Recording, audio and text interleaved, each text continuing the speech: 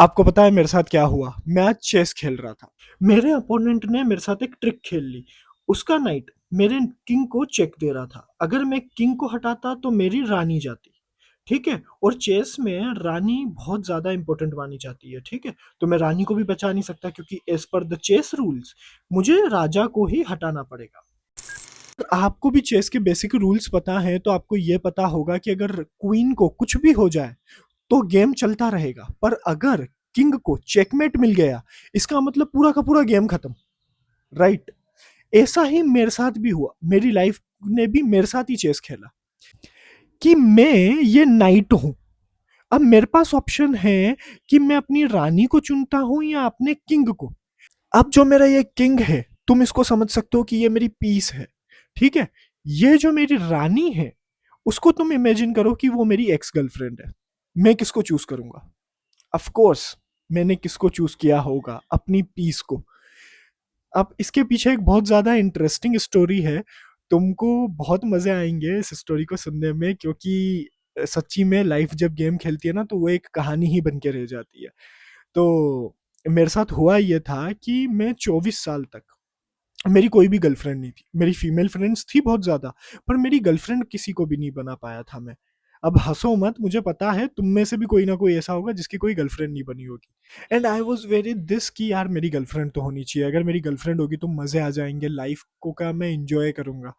और मेरी गर्लफ्रेंड बन भी जाती है। अब मुझे रिलेशनशिप के प्रोज तो पता थे, कॉन्स नहीं पता थे। अब हर रिलेशनशिप के प्रोज और कॉन्स होते हैं, जिसमें मैंने प्रोज को तो बहुत एंजॉय किया, अपनी पूरी लाइफ में एंजॉय किया।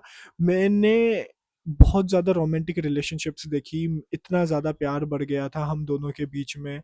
और सारी की सारी खुशियाँ मिल रही थी मुझे। मुझे लग रहा था कि वो रिलेशनशिप मेरे लिए बेस्ट है, वो लड़की मेरे लिए बेस्ट है। पर तुमने भी देखा होगा, तुम्हारे साथ भी ऐसा कभी ना कभी हुआ होगा कि जहाँ पर प्यार बहुत ज़्यादा होता है, जहाँ पर कंपेटेबिलिटी भी थोड़ी बहुत होती है, जहाँ पर तुम दोनों का अटैचमेंट एक दूसरे से बहुत ज़्यादा रहता है और तुम एक दूसरे के बिना रह ही नहीं सकते हो, फिर भी तुम एक दूसरे के साथ कभी नहीं आ पाते। एक दूसरे को छोड़ना ही तुम्हें बेटर ऑप्शन लगता है। आई नो तुम्हारे साथ भी ऐसा हुआ होगा। यही मेरे साथ भी हुआ उस रिलेशनशिप में, जो कि लॉन्ग डिस्टेंस रिलेशनशिप थी और जिसके अंदर मुझे दोनों में से किसी एक को चूज करना था। उस रिलेशनशिप में जो मैं आपको अगर थोड़ी सी और डिटेल में बताऊं तो हमारा रिलेशनशिप लॉन्ग डिस्टेंस का था। और वो लॉन्ग डिस्टेंस हमारी 3 से 4 साल तक खत्म नहीं होने वाली थी, क्योंकि मैं इमोशनली डिपेंडेंट था उसके ऊपर और वो इमोशनली फ्री। तो जो ये क्लेशेस होते थे उसकी वजह से हमारे बीच में बहुत ज़्यादा लड़ाइयाँ भी होती थी और बहुत सारी प्रॉब्लम्स भी आती थी, जो कि मैं बता नहीं सकता बट आती थी। हमारी नीड्स मिसमैच होना शुरू हो गई, और जब नीड्स मिसमैच होना शुरू हो जाती है ना, तब प्यार आपकी चाहे लाइफ में कितना भी हो, आपकी पीस चले जाती है, क्योंकि अब आप एक्सपेक्ट कर सकते हो अपने ही पार्टनर से, आप डिपेंडेंट हो उसके ऊपर। तो जो आपकी इमोशंस क्रेविंग है वो आपकी पूरी कर देगा आपका पार्टनर। पर अगर आपका पार्टनर वो किसी वजह से नहीं कर पा रहा है, तब होती है लड़ाइयाँ। तब आपकी मेंटल पीस जो होती है वो भी उसके ऊपर डिपेंड हो जाती है, उस पार्टनर के ऊपर, कि अगर उसने आपको कभी खुश कर दिया तो आपकी तो लाइफ बल्ले बल्ले, आप बहुत ज़्यादा खुश हो। बट अगर वो किसी वजह से, क्योंकि वो भी एक इंसान है, वो हर जगह अवेलेबल नहीं हो सकता, वो हर जगह आपको खुश नहीं कर सकता, तो आपकी मेंटल पीस भी चली जाती है। समझ रहे हो? तो मेरे साथ जब ऐसा हुआ और जब मेरे पास ऑप्शन आया चूज करने का कि मैं अपनी मेंटल पीस को चूज करूं या मैं अपनी क्वीन को चूज करूं, तो मुझे बेहतर लगा कि मैं अपनी मेंटल पीस को ही चूज करता हूं। एक और रीजन मैं बताता हूँ तुम्हें, एक और स्टोरी से, जो कि मेरा फ्रेंड था। वो एक टॉक्सिक रिलेशनशिप में था, मैं तो फिर भी बहुत अच्छी लवेबल रिलेशनशिप में था। मेरा फ्रेंड टॉक्सिक रिलेशनशिप में था। उसको उस रिलेशनशिप को छोड़े हुए 2 साल हो गए हैं, बट अभी भी वो मूव ऑन नहीं कर पा रहा है। क्यों? क्योंकि यार, जो लोग, मुझे ऐसा लगता है जो लोग मूव ऑन नहीं कर पाते ना, वो अपने गेम को नहीं समझ पाते। क्योंकि लाइफ भी एक ऐसा गेम है चेस की तरह।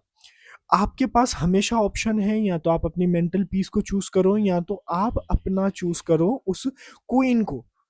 पर हमेशा ये याद रखना, आप जब जब क्वीन को चूज करोगे तब तब आप कॉम्प्रोमाइज करोगे अपनी मेंटल पीस से।